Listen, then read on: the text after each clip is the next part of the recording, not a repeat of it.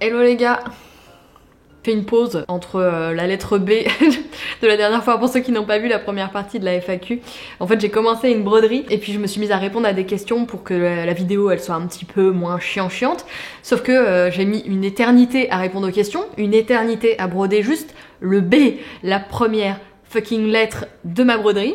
Je crois que je me suis mis vers 14h30, là il est 17h40. Je commence à tourner la vidéo. Je me suis pris vite fait des cœurs de boule pour le goûter, j'ai répondu à 3 mails et j'ai édité une facture.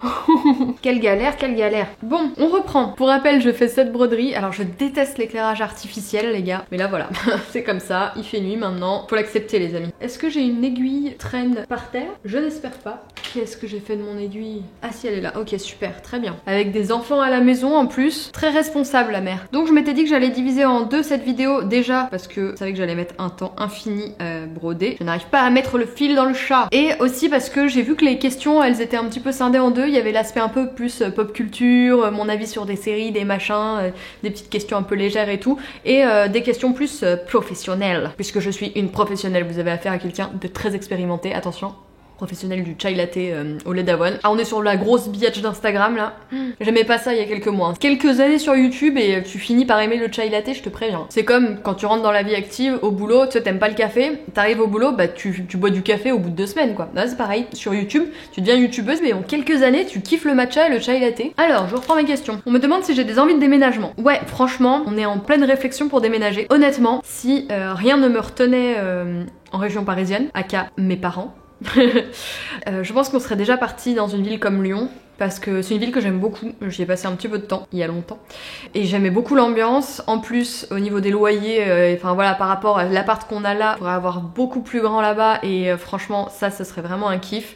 Après on regarde quand même des annonces en banlieue parisienne un petit peu plus loin que là où on est, mais pas trop parce que franchement on veut pas s'éloigner davantage. Mon top 10 de groupes de rock. Alors ça c'est ultra difficile, je vais regarder mon Spotify mais je sais même pas si j'ai 10 groupes les gars, parce que moi je suis en boucle en fait, j'ai genre 4 groupes que j'écoute en boucle. Oasis, les Beatles, Frank Carter, Foo Fighters, Nirvana, Ocean Grove, Marilyn Manson, 21 Pilots, même si c'est pas vraiment du rock, Placebo, Slipknot, je crois que j'ai dit 10. J'ai dû oublier, je suis sûre que j'ai oublié un truc essentiel, genre un truc que j'écoute depuis toujours, mais bon, en gros, voilà, on va dire que c'est mon gros pilier. Je vais mettre quand même Indochine parce que quand même, bon, même si pour moi c'est pas vraiment du rock, mais voilà, j'ai tellement été fan et tout, et je réécoute avec tellement de plaisir que je ne peux pas ne pas les mettre dedans. Après j'écoute d'autres trucs, mais ils sont pas forcément dans mon cœur à fond, et je connais pas forcément tout bien, aussi bien que les groupes que je viens de vous citer du moins. Bon par contre ça me fait pas avancer dans ma broderie.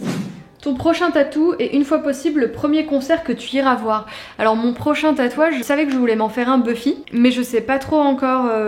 Enfin si, je sais ce que je vais me faire. Alors c'est soit je me faisais justement le Born Now, j'hésitais, mais je le trouve très stylé en typo gothique, mais j'hésite grave à me faire d'autres tatouages en typo gothique parce que j'avoue que bah, je me rends compte que c'est très dans l'air du temps là pour le coup, les typos comme ça, et j'ai peur que ce soit vraiment... Ça je pense que ça va être assez daté, donc j'ai pas trop envie de me lancer là-dessus. Et puis j'avoue que je sais pas trop où le mettre non plus. Et sinon je voulais me faire un cœur old school, et au lieu que ce soit traversé d'un poignard comme c'est fait généralement en old school, je voulais que ce soit traversé d'un pieu, et j'hésitais, mais je pense que je vais le faire, à mettre dans une bannière old school par-dessus le nom de Spike, juste pour la blague, parce que bah, je trouve que en fait si tu connais pas la série, tu sais pas du tout que c'est un truc Buffy, tu vois, ça fait vraiment tatouage old school relativement classique, et si tu connais bah ça fait vraiment fan quoi, et je trouve ça trop marrant, donc je pense que je vais le faire. Donc à mon avis le prochain ce sera un Buffy, mais il est pas du tout prévu, je sais pas encore, comme je suis une relou en fait, j'avais envie de le demander à Ben Manuari, mais j'ai trop peur de lui demander de commencer 1000 fois le dessin, et en plus moi je l'ai déjà dessiné et j'ai pas envie de faire la relou qui arrive déjà avec son dessin et tout, donc je vais voir, c'est soit j'affine un peu mon dessin et je demande à mon copain de me le faire, ou soit j'irai faire chier Ben Manuari, je vais voir. Je ne sais pas encore. Et le prochain concert auquel j'irai, bah écoute, moi je vais pas commander les concerts, je sais pas du tout lequel aura lieu en premier. Clairement, bah si Frank Carter rejoue, moi je prends direct des billets pour l'Angleterre, s'ils commencent par des... Enfin ils commenceront forcément par des concerts en Angleterre, donc c'est sûr, j'y vais direct. Mais je pense que ce sera ça, ouais. Moi j'avais des billets déjà pour Last Train et pour pas mal de trucs de Frank Carter, donc ouais, moi à mon avis c'est quasiment sûr que ce sera eux que je verrai en premier, parce que s'ils jouent à Londres, direct je prends mes billets. J'ai Big M, qui est donc un grand fan de Buffy, qui participe au podcast Pourquoi Buffy c'est génial, donc je vous mettrai les liens en barre d'infos, qui malheureusement il a une chaîne qui est plutôt dédiée un peu aux conventions et tout, c'est un peu comme moi qui aime bien mettre des concerts et des sorties et des expos dans mes vlogs, on est en mode on veut plus faire notre contenu YouTube, c'est la tristesse, qui me pose la question pourquoi Buffy c'est génial. Buffy c'est génial pour énormément d'aspects, hein. Moi je vous en ai déjà pas mal parlé, bon je sais même pas si vous voulez que je réponde vraiment à la question, mais moi ça m'amuse d'y répondre. C'est génial parce que je trouve que c'est une série qui est extrêmement moderne sur les questions de féminisme, mais aussi sur la question LGBT, donc ça c'est quelque chose qui m'importe beaucoup. Voilà, j'en ai parlé énormément de la série, je vais pas plus m'attarder sur le sujet, mais par contre j'hésite à aborder un sujet, il va pas être content du coup Big M de m'avoir posé cette question pour que j'enchaîne là-dessus, mais bon je pense pas que je ferai une vidéo dédiée parce que bon ça va me demander du temps d'écriture si vraiment je le fais, et je sais pas, dites-moi si vous pensez que j'ai peur que ce soit hyper touchy. J'ai quand même envie d'aborder un sujet parce que et surtout une correction un petit peu à mes propos sur Buffy, parce que quand même, même s'il y a énormément de modernité sur beaucoup d'aspects, il y a quand même un souci dans Buffy, c'est la diversité. Et notamment la place des personnages racisés, même si j'ai du mal avec ce mot, mais bon écoutez, c'est celui-ci qui est utilisé, donc visiblement c'est celui-ci qu'il faut utiliser. Mais ouais, j'ai un gros problème quand même avec ça. En fait, c'est pas que j'ai un problème avec ça, c'est que c'est surtout que j'ai un peu des remords des fois à dire que c'est une série extrêmement moderne parce qu'elle n'est clairement pas sur cet aspect-là. Je pourrais en parler vraiment longtemps. Il y a beaucoup, en fait, quasiment systématiquement, les personnages racisés sont soit des personnages extrêmement secondaires, un petit peu moqués sur certains aspects. On appuie beaucoup sur l'aspect exotique de ces personnages. On s'en sert pour faire un ressort comique, mais vraiment tout sur 8 ans. Alors c'est pas quelque chose qui est... tu vois, je pense pas que voilà, Buffy c'est pas non plus une série profondément raciste, mais je ne dis pas que si je fais une vidéo dédiée, ça ne sera pas le titre de la vidéo. Franchement, c'est vraiment, quand tu regardes la série avec ce prisme-là, c'est super abusé. Donc ouais, je pense qu'il y a matière à débattre, mais comme sur tous ces sujets que je maîtrise pas forcément très bien, j'ai très peur de pas utiliser les bons mots ou d'être un petit peu maladroite, etc. Même si, évidemment, vous l'avez compris, le but de cette vidéo serait justement de soulever un point négatif de la série sur cet aspect-là. Voilà, dites-moi si c'est quelque chose qui vous intéresse. Est-ce que je me lance sur ce sujet-là? Est-ce que je le fais, je sais pas, sous la forme d'un débat avec une personne qui s'exprime beaucoup sur ces sujets-là et qui a vu la série, ou... Je ne sais pas, dites-moi, je suis toute oui. Toute oui. Toute oui. Excusez-moi. Alors, qu'est-ce qu'il y a d'autre? Vous vous êtes rencontrés comment avec Colline?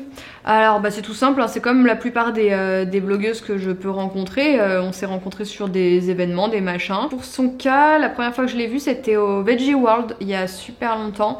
Moi, faut savoir que j'étais extrêmement fan de Colline, hein. Moi, j'adorais son contenu. Maintenant, je déteste. Maintenant que je la connais, que je sais que c'est une grosse connasse, j'aime plus du tout. J'ai complètement changé d'avis sur son... C'est faux. Ouais, non, je crois que je l'aime encore plus du coup parce que en fait elle est exactement pareille dans la vraie vie et ça fait du bien. Et ouais, la première fois que je l'ai vue c'était un Veggie World. Alors elle savait pas trop qui j'étais et tout ça. Je pense que par la suite elle m'a un peu repéré sur les réseaux. Et puis un peu plus tard je suis allée la voir à un événement Haraku qu'elle faisait à Paris. Et c'est là qu'on a un petit peu plus discuté et bien sympathisé. Et puis elle m'a suivi sur les réseaux. Alors je sais pas dans quel ordre hein, mais on a échangé un petit peu sur internet. Et puis la première fois où vraiment on s'est donné rendez-vous toutes les deux et tout ça pour se voir, c'était au Hellfest. On avait déjeuné ensemble et on s'est revus plusieurs fois sur Paris. Puis voilà, après on a échangé sur WhatsApp, je suis allée chez elle, machin et tout. Donc voilà, après on est devenues copines. Mais voilà, ça a commencé on va dire d'une manière virtuelle hein, et moi je dis toujours que le virtuel a beaucoup de bon parce que ça débouche sur des vraies choses et des vraies amitiés, des vrais échanges derrière et la rencontre de super personnes. Donc voilà, moi je kiffe le virtuel, je kiffe les réseaux, je te kiffe Colline. D'ailleurs Colline elle me pose la question, will you marry me? Oui Colline. On me pose pas mal de questions. Alors ça c'était peut-être plus dans l'autre vidéo, mais on me pose pas mal de questions sur mes sources d'inspiration, comment je trouve des idées, etc. au quotidien. Alors franchement, je regarde pas mal de choses quand même, de visuels, de séries, de films, de making of. Alors tout connement, 2 idées là que j'ai eu récemment, alors je dis pas que c'est les idées du siècle, mais je parle juste des dernières idées que j'ai eues en date. J'ai vu le making of du Mandalorian, où il parlait de fond vert, etc., d'incrustation de machin, enfin tout ça. Et en fait, je me suis dit, oh tiens, je vais m'amuser à effacer des choses. J'avais trop envie du coup de jouer avec les effets spéciaux hyper basiques en fait qui sont utilisés depuis des années, et c'est là où j'ai fait mon petit reel où je me suis effacé le visage pour faire transparaître le fond derrière. Je me suis dit qu'est-ce que je peux dire dessus, et du coup c'est là où j'ai fait un peu la blague genre le fond de teint pour tout masquer, etc. Bon voilà, c'est pas l'idée du siècle, mais vous aviez tous trouvé ça plutôt amusant et tout, et voilà comment j'ai eu l'idée. Et autre dernière idée là que je viens d'avoir, mais je sais pas si je vais la concrétiser parce que je viens juste de l'avoir, j'ai acheté le petit bébé Yoda là, donc j'ai la boîte toujours, et là il y a Moon qui rentre dans la boîte, j'étais là, oh trop mignon. Et là tout de suite je me suis imaginé un bébé Moon mis en rayon comme ça dans les Fnac, dans sa petite boîte et tout, j'étais là, oh trop chou. Et je me suis dit que j'allais peut-être soit me miniaturiser ou mettre 3 mois différentes dans la boîte, donc il faut que je prenne en photo la boîte, et je pense que je vais me mettre dans un carton ou un truc comme ça rigolo avec je sais pas encore si je vais détourner les fonctionnalités qu'il y a du bébé Yoda qui est écrit sur la boîte, ou je sais pas encore si je vais mettre Moon dedans ou si je vais mettre moi avec Moon, je sais pas du tout encore ce que je vais faire. Et ça se trouve je le ferai pas du tout d'ailleurs parce que c'est fort probable, il y a beaucoup d'idées que j'abandonne. Mais voilà par exemple 2 dernières idées là qui sont nées de trucs voilà, complètement banal de la vie. Oh ma puce. Quels sont les aliments que tu n'aimes pas du tout? Je suis en train de changer de goût mais complètement en ce moment, c'est n'importe quoi. Je détestais le concombre. Et j'en ai mangé tout l'été avec un yaourt vegan à la grecque là, du citron et tout ça, et je trouve ça trop bon, trop rafraîchissant et tout, j'ai kiffé. Je détestais les panais et j'ai réussi à trouver, trop mignonne, et j'ai réussi à trouver une recette de panais avec des poires qui était ultra bonne, que je vous ai partagée sur les réseaux, donc je sais qu'il y en a certains d'entre vous qui l'ont testé, qui l'ont kiffé, donc n'hésitez pas si vous n'aimez pas les panais ou que vous vous retrouvez avec des panais comme un con. Mais ouais, je crois qu'il y a plus grand chose que j'aime pas en fait maintenant. Je vous dis, j'ai grave changé de goût ces dernières années. Franchement, je crois qu'il n'y a pas de truc. Je suis une coiffure complètement aléatoire. J'aime pas trop la roquette dans les salades et trucs comme ça parce que ça a cette espèce de goût un petit peu fort. Là, moi, je suis plus team mâche. Dites-moi en commentaire si vous êtes plutôt team mâche ou team roquette. J'adore les youtubeurs qui font ça. De quoi se compose ma nouvelle routine sans nettoyant? Bah rien de spécial, elle est pareille qu'avant, mais sans nettoyant quoi, c'est tout. Et où est ma puce? C'est la plus belle. Et en ce moment, j'utilise du coup les crèmes Velleda, donc la gamme là, hydratante à la fille de Barbarie. Et le soir, j'utilise la crème On the Wild Side, qui est super bien, elle est super agréable, elle fait bien riche, mais en ayant une texture hyper... elle a un toucher très soft, tu vois. En fait, elle pénètre très bien dans la peau et elle est super. Alors c'est con, je l'utilise la nuit parce que du coup, j'ai la routine Velleda à tester. Mais je pense qu'en crème de jour, elle doit être vraiment top parce qu'à mon avis, elle doit être assez matifiante et bien pour le maquillage et tout ça, même si je ne mets plus de fond de teint ou trucs comme ça. Et donc ouais, huile démaquillante qui s'émulsionne, donc je vous mets le lien encore là de mon article avec toutes mes huiles démaquillantes qui s'émulsionnent, bref. Puis après bah, je mets un coup de brume, de lotion, machin, donc en ce moment c'est celle de Velleda. Et puis ensuite une crème hydratante et puis c'est tout. Alors on me demande dans l'oreillette si j'ai vu la série Euphoria, et oui je l'ai vue et je l'adore. Je l'adore. Alors encore une fois c'est une série où il se passe pas non plus grand chose. D'ailleurs je l'avais beaucoup recommandé à Colline et bon elle a bien aimé mais bon voilà, je crois que je l'avais teasé à mort, mais je pensais que ça allait grave lui plaire parce qu'elle est... En fait elle est tellement belle cette série, et pour moi les sujets abordés allaient grave lui plaire aussi parce que je trouve les sujets abordés sont cool et sont hyper bien traités. Donc ouais, j'ai adoré cette série pour tout ça. Et finalement c'est clairement une série où il se passe pas non plus la masse de trucs quoi, hein. C'est un petit peu lent machin, mais moi franchement moi quand il y a du fond, de la forme... un truc un peu voilà adolescent esthétisant, alors pas, je déteste les trucs, alors autant j'ai des goûts assez teenage genre tu vois en fringues, en musique etc, mais alors je déteste les séries trop teenage et tout ça, ça me saoule, je trouve ça cucu au possible. Mais voilà, des séries comme Euphoria, j'ai adoré. D'ailleurs, j'avais peur de pas aimer des trucs comme Sex Education et finalement c'était super bien aussi. Et clairement, je me dis quand même que j'aurais aimé avoir des séries de ce genre à cette époque-là. Mais ouais, Euphoria, alors maintenant ça date un petit peu, hein, je l'ai vu il y a un moment, donc j'ai un petit peu... Je peux pas vous faire une analyse de la série de ouf. Mais en tout cas, elle m'avait vachement marqué et plu, et les personnages m'avaient manqué une fois que j'avais terminé, et ça, c'est extrêmement bon signe. On me demande quand est-ce que tu fais un live Buffy. Franchement, j'y pense hyper souvent, j'ai grave envie de faire un live Buffy, mais j'ai peur de flopper. Enfin, c'est pas que j'ai peur de flopper, mais... Ouais, de passer une soirée à organiser tout un truc et tout ça pour qu'on soit 10. Bon après 10 c'est déjà bien en soi, hein, ce sera sympa et tout ça, mais il faut que les gens soient dispo, etc. Je sais pas trop comment m'y prendre, mais j'ai grave envie de lancer un petit live et qu'on se lance un épisode en même temps et qu'on le regarde et que je réagisse en direct et qu'on l'analyse un petit peu ensemble et que vous réagissiez aussi. Je sais pas, j'y pense tous les jours de faire un petit sondage en story sur Instagram pour avoir votre avis, mais je me lance pas parce que j'ai pas trop le temps et je voudrais le faire bien en fait. Faudrait limite que je fasse un petit quiz à la fin, que je mette un petit peu en place un truc un peu comme une émission quoi, enfin un vrai live. Et du coup bah vu que je veux le faire bien, bah bah je le fais pas. Voilà, c'est pas compliqué, c'est l'histoire de ma vie. Mais ouais, mais même quand j'ai vu qu'Halloween avait été annulé et tout, je m'étais dit ah faut trop que je fasse un live Halloween, qu'on se déguise ensemble, que je fasse un quiz, un machin, qu'on se regarde un épisode en live et tout. J'avais pensé à plein de trucs, mais franchement c'est pas évident de mettre tout ça en place tout seul et de trouver les bonnes idées et tout pour que ce soit fun. Surtout si je me dis qu'il y a pas grand monde et il faut que vous soyez disponible et tout. C'est vrai que c'est beaucoup d'investissement pour pas forcément énormément de retombées. Question futile, ton crush célébrité masculin, féminin? Attendez. Bon, j'ai plus de crush meuf hein, entre nous. Alors en gars, bon alors maintenant c'est vrai qu'il est un peu décrépit, mais bon à l'époque moi toujours, ça a toujours été quand même Johnny Depp en gars. Hein, franchement, moi j'ai toujours trouvé absolument canon. Sinon, qui j'aime bien en gars? Alors en meuf il y a Adèle Exarchopoulos et Zoé Kravitz. Clairement une meuf absolument magnifique et badass avec un putain de style. Et plus gamine j'aimais bien Megan Fox aussi. Mais alors là la pauvre putain elle est passée sous la chirurgie esthétique à Bâle. C'est d'une tristesse quoi, la meuf est magnifique et elle ressemble à une femme de... En fait on dirait une femme de 40 ans qui a fait plein de chirurgie alors qu'en fait elle est super jeune. Donc franchement ouais c'est super triste. Enfin j'ai rien contre la chirurgie et tout, alors loin de là. Mais c'est vrai que là c'est un peu du gâchis quoi, parce qu'elle est tellement retouchée qu'on dirait, on dirait une vieille qui a essayé de se faire tirer alors qu'en fait elle est juste jeune et tirée quoi. C'est trop triste. Ah oui en meuf si, il y avait Jessica Alba aussi. Grave, Jessica Alba, trop belle. Voilà, plus de meufs que de gars.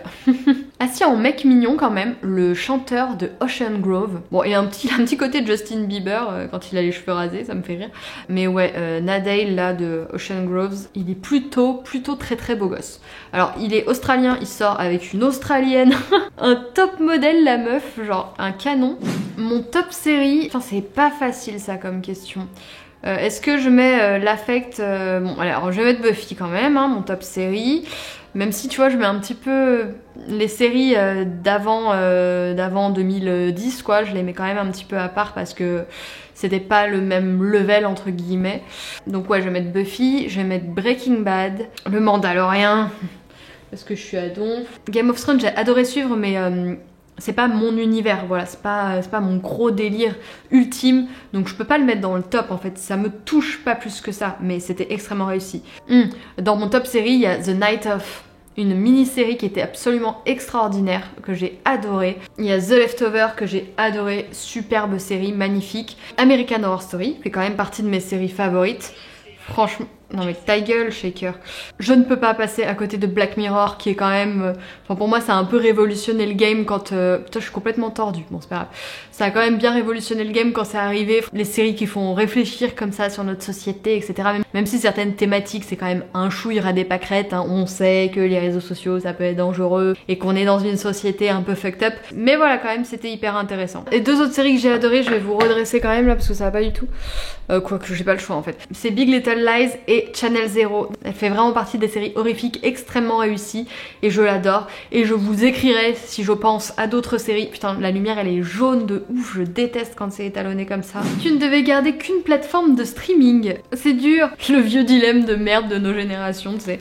Non mais en fait en soi c'est si je pense série, je garderais peut-être Netflix parce que finalement c'est peut-être Netflix que je consomme le plus. Mais en fait je suis quand même une grosse fan de cinéma et moi je suis abonnée à MyCanal et mine de rien, même si voilà Canal, bon voilà, c'est un peu cher et je trouve que la qualité d'image elle est quand même vachement moins bien et les box elles sont beaucoup moins rapides, ça c'est vraiment le gros défaut quoi. Mais quand même en tant que cinéphile, si j'ai envie de m'appeler comme ça, qui m'en empêche, je pense que je garderai quand même Canal pour ça. Voilà, je sacrifierai tout le catalogue de séries Netflix pour Canal et pour voir toutes les séries parce que quand même je suis maligne parce que dessus il y a les séries OCS qui sont géniales et les séries HBO. Un choix malin. Quel objet te procure le plus de joie en ce moment? Si Marie Youpi passe par là, elle dirait une grosse connerie. Mon MacBook. Mon MacBook ou mon portable? Mon smartphone. Et ouais, non, c'est vraiment triste de dire ça, putain, je peux pas dire ça. Non, mais je peux pas dire ça, mais en fait, je vais le dire quand même. Hein. Écoutez, moi, dans mon smartphone, il y a énormément de choses, quoi. Même si, évidemment, je les vois en vrai, il y a le contact avec les copines, il y a le contact avec vous, et il y a la possibilité de faire de la photo. Ouais, c'est pas très... Enfin, c'est même pas que c'est pas éthique, mais vous voyez ce que je veux dire, ouais, c'est nul. C'est pas très populaire de dire un truc comme ça, mais écoutez, tant pis, je l'assume. Quelle est ta plus grande fierté personnelle? C'est chaud ça comme question. Vous êtes des grands malades. Bon bah du coup faut se jeter des fleurs sur cette réponse et bah je vais pas hésiter à me jeter des fleurs. Écoutez, je crois que ma plus grande fierté c'est d'avoir toujours été sincère dans tout ce que j'avais fait et d'avoir toujours été, c'est con de dire ça mais gentille. Non franchement je crois vraiment que je suis quelqu'un de gentil. J'ai jamais fait quelque chose dans le but de nuire à quelqu'un. J'ai jamais voulu écraser qui que ce soit. J'ai toujours fait un peu mon petit bonhomme de chemin pour moi, tranquillement. Ouais, je sais pas, les trucs qui me rendent fière, c'est effectivement de jamais... Enfin voilà, de faire ma vie un peu sans faire chier personne, en ayant toujours été droite dans mes bottes, en ayant toujours été éthique et tout. Et l'autre truc dont je suis assez fière, c'est malgré on va dire ma vision de moi, enfin le fait que me vois comme quelqu'un de timide, que je suis quelqu'un de relativement réservé, etc. en public et tout, que j'ai réussi en fait à me lancer en tant que freelance et aussi à faire un métier comme ça qui finalement est un peu public. C'est une bonne revanche sur la moi petite qui limite était flippée de demander une baguette à la boulangerie. Franchement, je suis assez fière de ce chemin parcouru et de voir que j'ai été capable en fait de dépasser alors déjà certaines peurs mais aussi certaines chose qui était ancrée en moi, je suis allée un peu au-delà de ça. Et c'est vrai que je suis assez fière de ce petit parcours, tout modeste soit-il. C'est quand même aussi un défi personnel relevé. C'est vrai que c'est quelque chose qui me rend plutôt fière de voir que j'arrive à mener un peu ma barque toute seule alors que je me suis jamais trop sentie capable de grand chose. Bon bah voilà, j'espère qu'il n'y a pas trop de bruit sur la vidéo et que c'est pas trop dégueulasse. Dites-moi en commentaire si ça vous emmerde quand il y a une image pas ouf ou un fond, un décor, un machin, ou si l'essentiel c'est d'écouter en fait. Parce que je crois qu'il y en a pas mal d'entre vous qui font autre chose en écoutant ces vidéos là. Donc voilà quoi, alors c'est pas pour autant que je vais vous faire un truc dégueulasse à chaque fois, hein. Là c'est juste que j'ai pas trop eu de choix. Donc voilà, n'hésitez pas à me le dire, ça m'intéresse quand même d'avoir vos retours sur ce point. J'espère que cette vidéo vous aura intéressé, ce petit moment passé avec moi vous aura plu. Je vous fais des bisous et je vous dis à très vite. Salut!